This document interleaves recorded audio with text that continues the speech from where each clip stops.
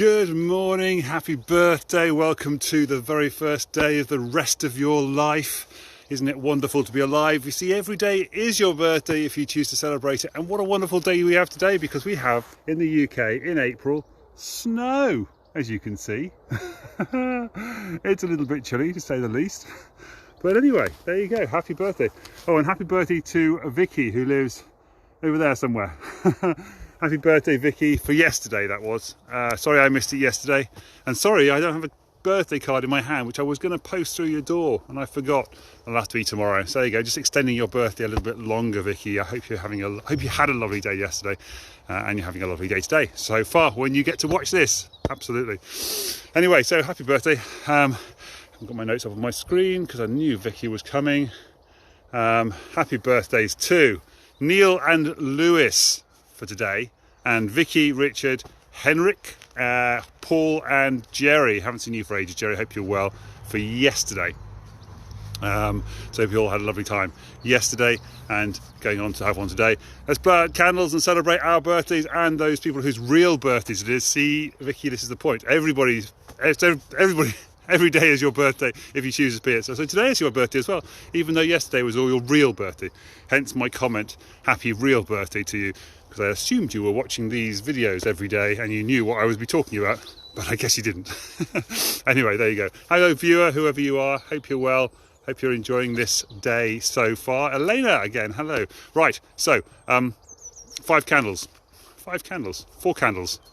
If you're English, in fact, no, if you're not English, if you don't know what I mean when I say 4 candles, go onto YouTube and search comedy 4 candles. And I'm pretty sure you will find the link. It just reminds me, there was a link yesterday I was supposed to post, wasn't there? And I forgot about that as well. I wish people would say, when you hear me in these videos say something, oh, there's a link below, or I'm going to add a link or whatever, make sure you comment and say, where's the link, John? You said you were going to post a link about, and then later on when I see that comment, I can then remember to put the link into the description. I made some little mini business card things for people as well when they come and find me. Just in case they walk around, because people ask me, what am I doing? So I made up these little things like this. There you go. So, youtube.com/John V Denley and instagram.com/John V Denley, and that's probably back to front on Facebook, but there you go. Anyway, happy birthday. Right, 5 candles. Let's do that, shall we? 1 candle first of all. What are we going to do in the next hour? And I thought this is going to be good. So when you do this with me today, it's what are you going to do in the next day? But I like to encourage everybody to set an alarm on their alarm on their phone, an hourly chime that goes off and just says, okay, bing, time for your 5 candles breath work thing or something. I don't know. Let's think about that eventually. And you go, right, what am I going to do in the next 1 hour? Think about, what am I going to do in the next 1 hour? Take that hand, put it on your heart.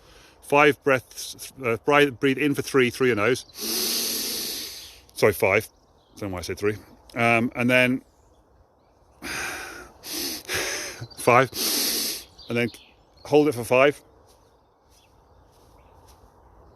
And by the way, this hand has gone into the heart. I'm not sure if I said that or not. And then blow out the candles on your cake. Blowing out the candles on your cake. Wishing happy birthday to Neale, Lewis, Vicky, Richard, Heinrich, Paul and Gerry, but also happy birthday to yourself, because every day is your birthday if you choose to celebrate life every single day. So go ahead and do that. Why don't you all? Cool. So topic of the day today. It's not fair, which I probably should have said at the beginning. I need to get better at saying the title at the beginning, don't I? And say, I'm going to talk about it's not fair, or that's not fair. Actually, I think it's what I actually said.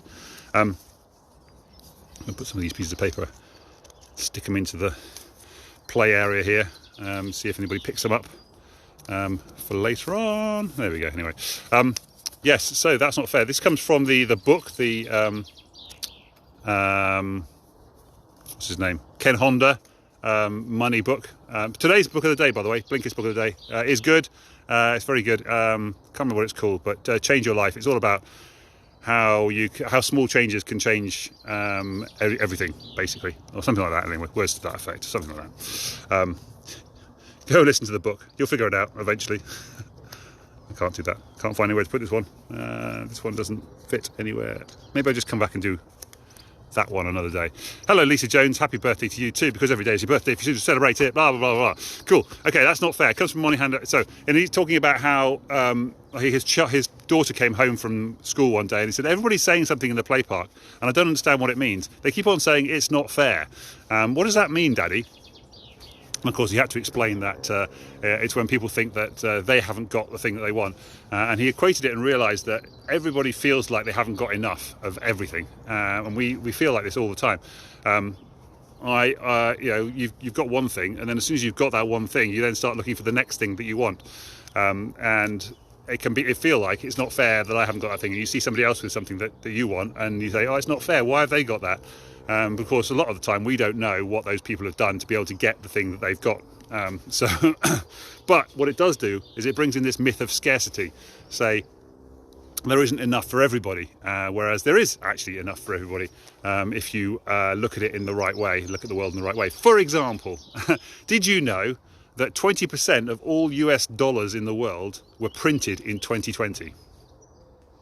No, the value, obviously not actually, well, I don't know, maybe they were actually printed, but the point is that 20% of all US dollars that were created in the world were created in 2020. Just shocking, isn't it, really, think about it? So that money didn't exist before 2020, and suddenly 20% of the entire global amount of US dollars in the world suddenly just appeared out of nothing during 2020. So there you go.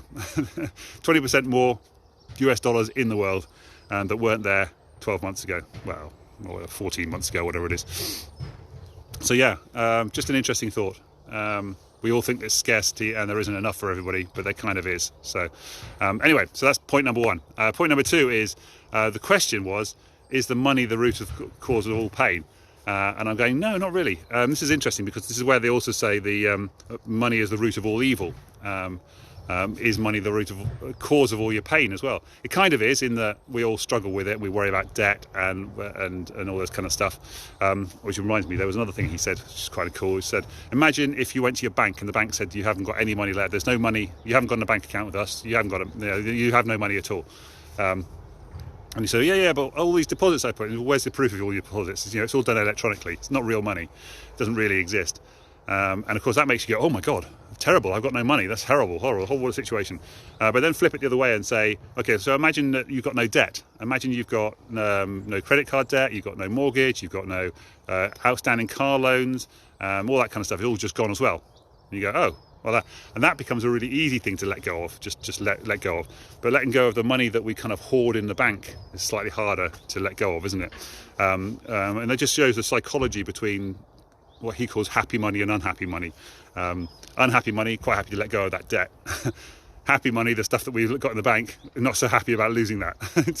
It's really weird. And they're just ones and zeros. They're just noughts and ones inside the global economy.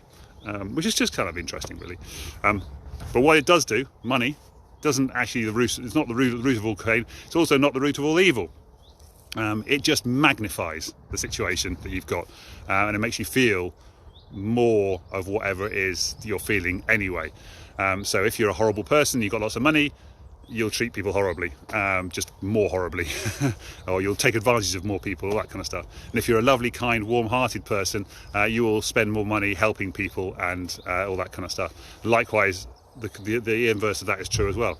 If you're not a nice person, or you're angry and bitter all the time and you haven't got any money, it'll just make you more angry and bitter and hateful and all that kind of stuff. Whereas if you're kind and loving and you've got no money, you'll still be kind and loving. In fact, you want to help more people more, because you want to be more kind and helpful, because you don't want people to suffer as much as you're suffering, all that kind of stuff, which is kind of cool. Then moving on to Evan Carmichael's video.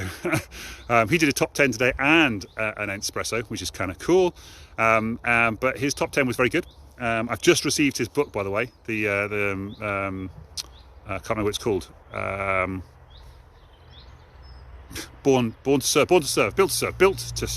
That's his name. That's his book. I was getting confused with his Believe Nation thing. Built to Serve. Very good book. I'm looking forward to it. It's lots of broken down, so I'm looking forward to that one doing after I finish the Happy Money one. So I'm going to plough through the Happy Money one quite quickly because it's quite an easy read every morning, unlike the Lovability one, which is much more sort of exercises and deep thought stuff going on. So we'll see. But anyway, I shall be on that one soon. But he said consistency beats kinda, which is kind of he puts it better than that. But he was basically saying if you want success, you've got to consistently do the thing all the time, as opposed to, for example, just kind of doing the thing kinda all the time. And he says consistency is key, and kinda turns into a kinder life. It's kinda like I want it to be. It's kinda just achieving what I want to do. Whereas consistency is key. Doesn't really work because it's C and K, isn't it? But never mind. Which is kind of cool. But this comes back to the action takers. Always taking action. They're always getting things done in our lives. This feels like a little bit of a disjointed message today. But it's always good message, isn't it? But this is kind of my point about the whole 7-day course that I do. I was calling it challenge before, and then I re-watched a video where I was in a mastermind I was included in, and they called it virtual retreat. I think virtual retreat works better. So my 7-day virtual retreat starts on Sunday. If you're interested in taking part in my 7-day virtual retreat to live a life you love and take back control of your own mental health, give us a shout, because that's what I'm doing starting Sunday. And in that I've always talked about taking action, taking small actions, small wins, and that's where this five candles 5 candles comes from. Maybe I should just call it 4. No, 5 candles is fine. Doing it every hour, because you think about what am I going to do in the next, or what am I going to achieve in the next hour? What one little thing can I prove to myself that I can do in the next hour? And then also, every hour when the alarm goes off, actually doing the breathing exercise and proving to yourself that you can do the breathing exercise every hour. I'm wondering if this actually sticks for Instagram. Anyway, and then finally, on top of all of that stuff, John Assaraf, I think that said this, I'm not quite sure. Oh, no, it was Ed Mylett, in Ed Mylett's thing. Oh, sorry, yeah, well, because part of the same thing. Ed Mylett was saying that awareness removes the power of your emotions when you have a negative thought. So you have a negative thought, and then that causes a painful emotion. Yeah. Awareness removes the pain of painful emotions. Yeah, anyway, he puts it better in his video. The general idea though is if you've got a painful thought which is creating a painful emotion inside you, if you're aware of the thought that created the painful emotion, you can then go, I can think differently, I can react differently to the thing that's happening, and therefore that can change the emotions inside me and the feelings that I have inside me. So awareness allows you to control your thoughts, which is why I say take back control of your mental health. That's what I do in my courses. I help you to understand and learn how to take back control of your mental health, and learn to live a life you love. That's what I do. Help you to unscramble your mind. That's all part of it too. Okay, and then the final thing was Evan was talking about his Doritos. He has a little Doritos pack in his background of his anything, and he's not sponsored by Doritos, but what he does is he says, this is a little tiny win that I do all day every day, is to not eat that bag of Doritos. So it's like a constant thing. And he says you can, to start with, you can remove all the Doritos from your, if that's a habit you're trying to break, from your environment. But then, of course, you go outside and then you get tempted and so forth. So you kind of need to get used to the feeling of not doing the thing that you're trying to do, or changing the habit you're trying to do on a regular basis, so that you can do it in all scenarios and all situations that you're in. So yeah, it's just kind of cool. And that comes back to that consistent one tiny little wins you can do. And the one thing he also talks about was the snooze button, which obviously, if you hit snooze button every day, that's basically your dream stealer. Snooze, beep, alarm going off, telling me I need to do something. Steal my dreams. Steal my dreams. Steal my dreams. No. Don't do that. Get up out of bed first.